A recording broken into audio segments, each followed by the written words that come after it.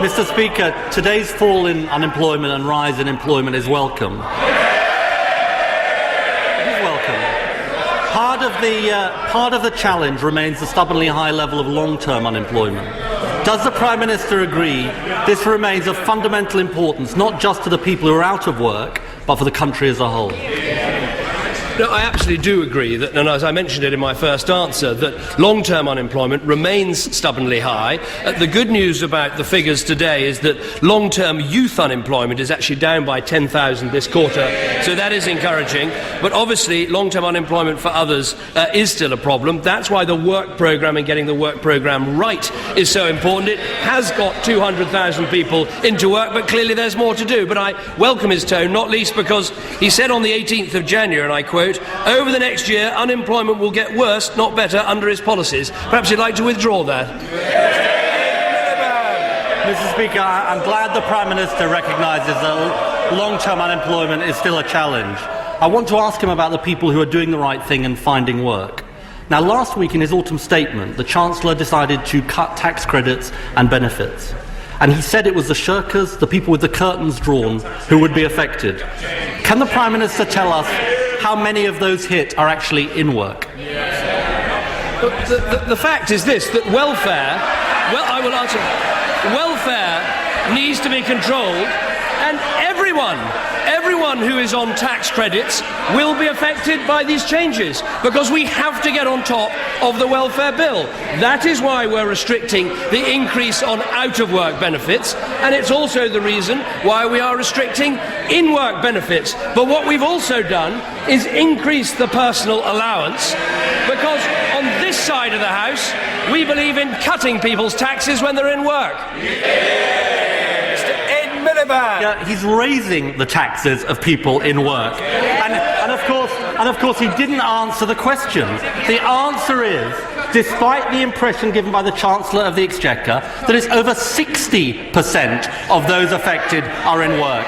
It's the factory worker on the night shift, it's the carer who looks after elderly people round the clock, and it's the cleaner who cleans the Chancellor's office while his curtains are still drawn and he's still in bed. The Chancellor calls them scroungers. What does the Prime Minister call them? He just said that we are not cutting taxes for people in work. Someone who is on the minimum wage, who works full-time, will see their income tax bill cut by 1/2 under this government. The fact is, under this government, we are saying to working people, you can earn another £3,000 before you even start paying income tax. That is why we've taken 2 million people out of tax altogether. He should be welcoming that, because this is the party for people who work. His is the party for unlimited welfare. Mr. Speaker, of course, as we might expect, he's just wrong on the detail. The Institute for Fiscal Studies table says quite clearly that on average working families are £534 a year worse off as a result of his measure. Now, I notice he wants to get away from what the Chancellor of the Exchequer said last week. And we know what the Chancellor was trying to do. He was trying to play divide and rule. This is what he said. He said his changes, and I quote, were all about people, and I quote, living a life on benefits, still asleep while their neighbours go out to work. But, Mr. Speaker, it turned out it just wasn't true. It is a tax on strivers. Will the Prime Minister now admit the Chancellor got it wrong and the majority of people hit are working people? He says that we haven't got the detail right. We know his approach to detail. It's to take a 2,000-page report and to accept it without reading it. That's his approach to detail. Specifically on the Institute of Fiscal. I'm surprised the Shadow Chancellor is shouting again. I'm surprised he's shouting again this week. Because we learned last week, like bullies all over the world, he can dish it out but he can't take it.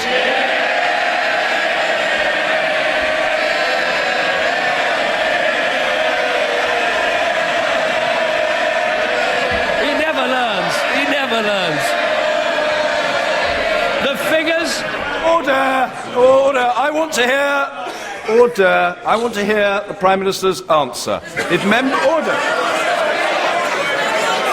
Let's hear it. Let's hear it from the Prime Minister.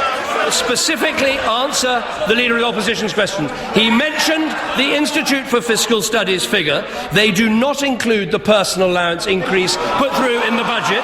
They do not include the universal credit changes which come in next year, which will help the working poor more than anything. But the fact he cannot get away with, under this government, we're lifting the personal allowance, we're taking millions out of tax, we're standing up for those who work, he only stands up for those who claim. I must say, Mr. Speaker, I've heard everything when the boy from the Bullingdon Club lectures people on bullying.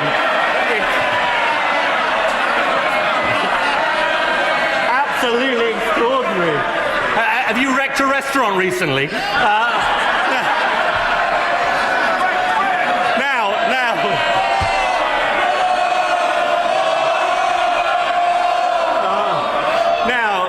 Look, he doesn't want to talk about the facts, but let's give him another one.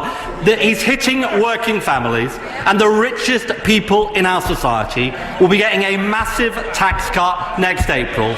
An average of £107,000 each for people earning over £1 million. Mr. Speaker, is the Prime Minister the only person left in the country who can't see the fundamental injustice of giving huge tax cuts to the richest while punishing those in work on the lowest pay?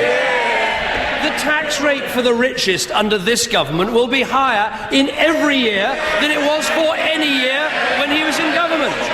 And he's obviously got a short memory, because I explained to him last week that under his plans for the 50p tax rate, millionaires paid £7 billion less in tax than they did previously. The point of raising taxes is to pay for public services. We are raising more money for the rich. But where he is really so profoundly wrong is the choice that he has decided to make. Because the facts are these: over the last 5 years, people in work have seen their incomes go up by 10%. People out of work have seen their incomes go up by 20%. At a time when people accept a pay freeze, we should not be massively increasing benefits. Yet that is what he wants to do. And I have to say to him, a party that isn't serious about controlling welfare isn't serious about controlling the deficit either.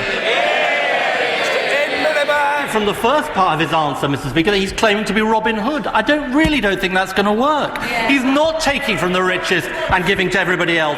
And didn't the business secretary give it away? Because this is what he said about the autumn statement. He said this: what happened was some of their donors, we know he's talking about, very wealthy people, stamped their feet.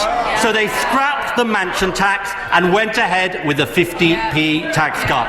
Mr. Speaker, they look after their friends, the people on their Christmas card list, and meanwhile, they hit people they never meet and whose lives they will never understand. His donors put him where he is, pay him every year, determine his policies. But it's perfectly clear. It is perfectly clear, Mr. Speaker, what the Labour Party's choice is. Their choice is more benefits paid for by more borrowing. They should listen to the Labour Trade Minister who said this: you know what you call a system of government where what you do is say, oh, we're in trouble, we'll go and borrow loads and give it to people. It's called Greece. That is what their trade minister said. They're not serious about welfare. They're not serious about the deficit. They are not a serious party, and everyone can see it.